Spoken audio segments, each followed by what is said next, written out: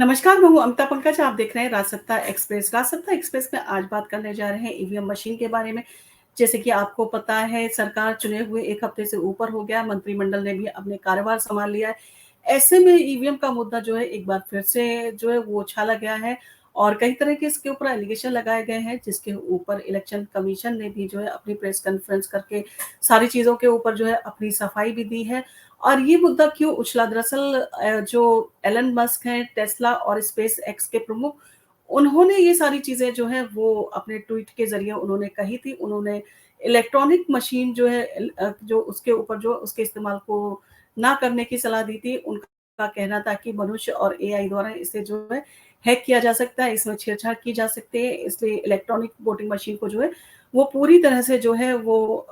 हटा दिया जाए और उसकी जगह पे जो है बैलेट पेपर का जो है वो इस्तेमाल करने की जो है वो इजाज़त दी जानी चाहिए।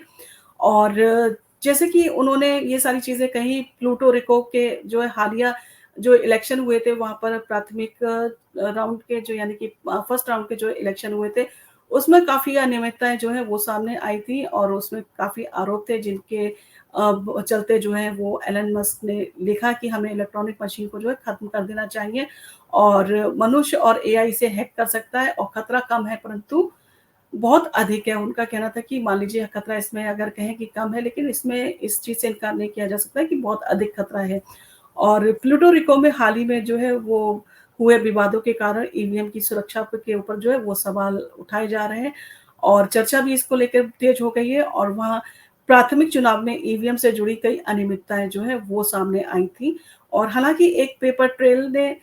चुनाव अधिकारियों को वोटों की गिनती की पहचान करने और उसे सही करने में जो है वो मदद भी की थी। और जैसे कि आपको पता है, रॉबर्ट रॉबर्ट एफ कैनेडी ने के ट्वीट से जो है ये मामला उठा था और मास्क की ये टिप्पणी जो है वो पूर्व अमेरिकी राष्ट्रपति जॉन एफ कैनेडी के भतीजे और 2024 के अमेरिकी चुनावों के लिए एक स्वतंत्र उम्मीदवार रॉबर्ट एफ कैनेडी जूनियर के जवाब में थी, जिन्होंने लिखा था कि जो है एसोसिएटेड प्रेस के अनुसार प्यूर्टो रिको के प्राथमिक चुनावों में इलेक्ट्रॉनिक वोटिंग मशीन से संबंधित सैकड़ों मतदान जो है उसमें अनियमितताएं जो है वो देखी गई हैं और सौभाग्य से वह एक पेपर ट्रोल था, इसलिए समस्या की जो है पहचान कर ली गई और वोटों की गिनती को जो है वो सही कर लिया गया। उन अधिकार क्षेत्रों में क्या होगा जहाँ पर ये पेपर ट्रेल जो है वो नहीं होते हैं, तो वहाँ पर इस तरह की चीज़ें कैसे, अगर इस तरह की अगर कोई धांधली होती है, किसी तरह की कोई गलती होती है, किसी तरह की कोई छेड़छाड़ होती है, तो उसके बारे में कैसे ये सारी चीज़ें जो है, उनके ऊपर जो है वो फैसला जो है वो लिया जाएगा। तो ये सारी चीज़ों को लेके जो है एलन मस्क ने जो है जो चर्चा की थी, परंतु इसके ऊपर जो है वो जो राजीव चंद्रशेखर थे वो भिड़ गए थे और उन्होंने कहा था कि भारत में जो ईवीएम है वो पूरी तरह से सुरक्षित है और आपको अगर ट्यूटोरियल चाहिए तो हम आपको देने के लिए तैयार हैं। और कैनेडी जूनियर के चुनावों में इलेक्ट्रॉनिक हस्तक्षेप को जो है रोकने के लिए कागजी मतपत्रों की जो है वापसी की वकालत की, यानी कि बैलेट पेपर जो है वो वापस लाए जाए। इस सारी चीज़ों की जो है वो वकालत की थी एलन मस्क ने, ताकि ये सुनिश्चित हो सके कि प्रत्येक वोट की गिनती हो और चुनाव सुरक्षित रहे। संयुक्त राज्य अमेरिका में ईवीएम को लेकर जो है चिंताएं बढ़ रही हैं और भारत में जो है परिदृश्य एक विपरीत तस्वीर जो है प्रस्तुत करता है। भारत तीसरी पीढ़ी के ईवीएम का जो है वो उपयोग करता है, यानी कि भारत में जो ईवीएम यूज किया जाता है वो काफी एडवांस है और जिसे M3 ईवीएम के रूप में जो है वो कहा जाता है, जिसमें छेड़छाड़ नहीं की जा सकती, मशीनें सुरक्षित मोड में चली जाती हैं और अगर किसी भी तरह की छेड़छाड़ का पता चलता है तो वो निष्क्रिय जो है वो हो जाती है। यानी कि ईवीएम जो है वो स्टैंड अलोन मशीन है, उसमें किसी भी वाईफाई का कोई कनेक्शन नहीं है, नेट की कोई कनेक्टिविटी नहीं है, उसे ब्लूटूथ से जो है वो कनेक्ट नहीं किया जा सकता है। तो ये सारी चीज़ें देखते हुए जो भारत की ईवीएम है वो लाख गुना जो है वो सुरक्षित है और इसके लिए जो राजीव चंद्रशेखर थे उन्होंने भी पोस्ट किया है और पूर्व केंद्रीय मंत्री हैं ये और राजीव चंद्रशेखर ने मार्च के जो एलन मस्क के बयान का जो है वो विरोध करते हुए करारा जवाब दिया है और जिसमें उन्होंने यही कहा है कि इसमें कोई सच्चाई नहीं है। उन्होंने लिखा है कि एक बहुत बड़ा व्यापक सामान्यीकरण कथन है, जिसका अर्थ है कि कोई सुरक्षित डिजिटल हार्डवेयर नहीं बना सकता। ये गलत है। कोई कनेक्टिविटी नहीं, कोई ब्लूटूथ नहीं, कोई वाईफाई नहीं और ना ही कोई इंटरनेट का जो है कनेक्शन है इसके साथ में। तो कोई रास्ता ही नहीं है इसमें किसी भी तरह की फ्रॉड या किसी भी तरह की आशंका का। और फैक्ट्री प्रोग्राम जो है वो किए गए हैं और नियंत्रण जिन्हें फिर से प्रोग्राम नहीं किया जा सकता है और इलेक्ट्रॉनिक वोटिंग मशीन ठीक से जो है वो डिज़ाइन किया गया है और बनाया गया है, उसे जो है बनाया जाता है। और इस जैसे कि भारत ने किया है और बताया है, बताया जा सकता है कि जैसे भारत ने किया है, हमें खुशी होगी कि हम आपको एक ट्यूटोरियल दें अपनी ईवीएम मशीन को लेकर। वही कांग्रेस के जो पूर्व अध्यक्ष हैं राहुल गांधी, उन्होंने इस मुद्दे को तुरंत पकड़ लिया है और उन्होंने एलन मस्क के ट्वीट को जो है रीट्वीट करते हुए बहुत सारी चीज़ें कही हैं और बहुत सारे जो है ईवीएम के ऊपर सवाल उठाए हैं। और ईवीएम को लेके सवाल जो है वो उठाया है उन्होंने सोशल मीडिया प्लेटफ़ॉर्म पर एक एक्स पर एक पोस्ट जो है शेयर की है एलन मस्क की, और उसके साथ ही साथ उन्होंने जो है बहुत सारे इसमें जो है वो आरोप लगाए हैं और उन्होंने कहा है कि ईवीएम की विश्वसनीयता पर जो है सवाल उठाया है।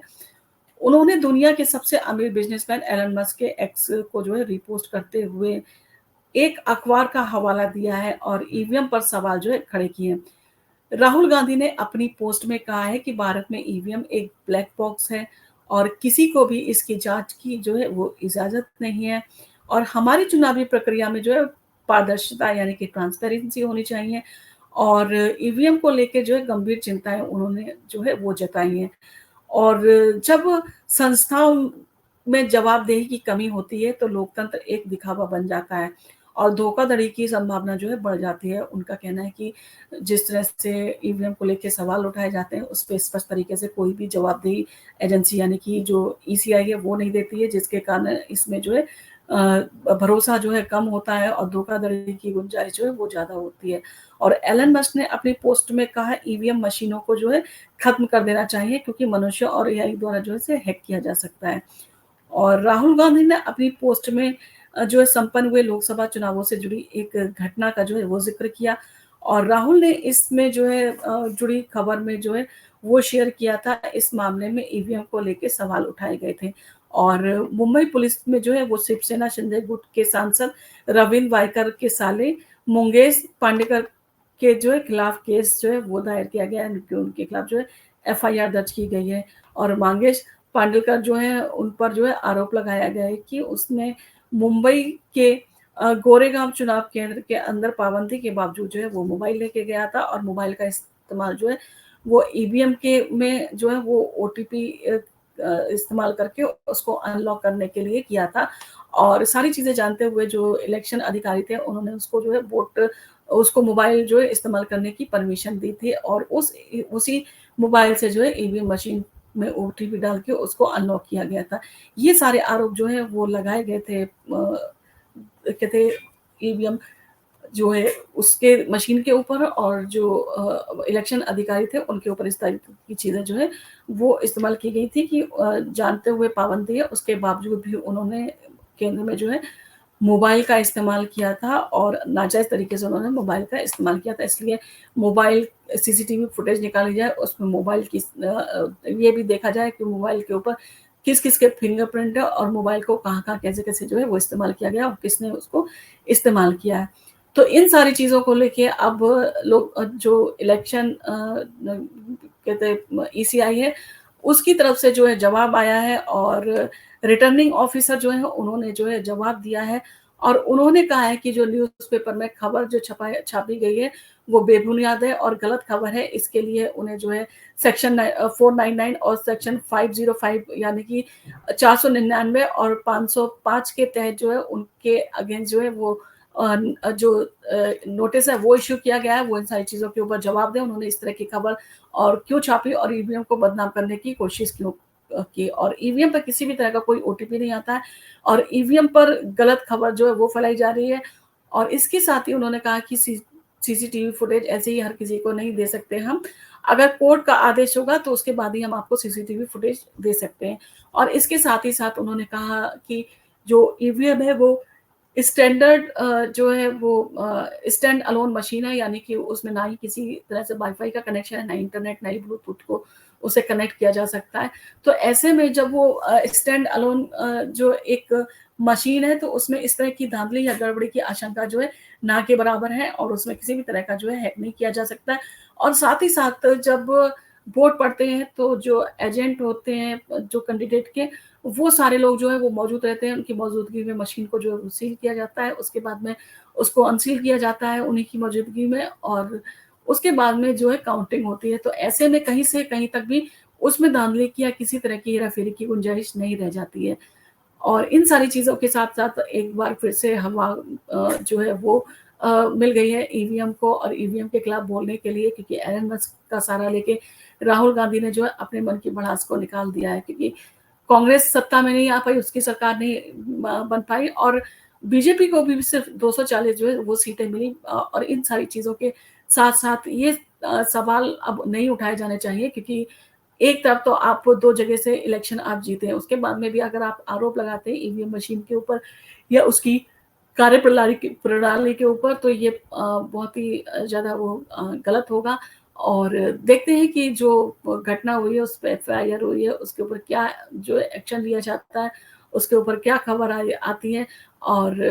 क्या ये केस जो है वो कोर्ट में ले जाया जाएगा। अगर कोर्ट में ले जाया जाएगा तब इसमें क्या होगा क्योंकि जो कैंडिडेट थे वो जीते थे, वो सिर्फ 48 वोट से जो है वो जीते थे। और इन सारी चीज़ों के लिए जो है वो आवाज़ उठाई जा रही है कि इसमें मार्जिन कम था तो हो सकता है धांधली की गई हो। तो ये सारी चीज़ें जो है वो टाइम टाइम पे जो है अपोज़िशन द्वारा उठाई जाती रहेंगी क्योंकि अब एक सरकार बन चुकी है और सरकार को काम करने ना देना, सरकार को इन सारी चीज़ों के साथ में घेरना ये अपोज़िशन की जो है वो चाल हमेशा से रही है। तो अब देखते हैं कि इस पर क्या डिसीज़न आता है और एलन मस्क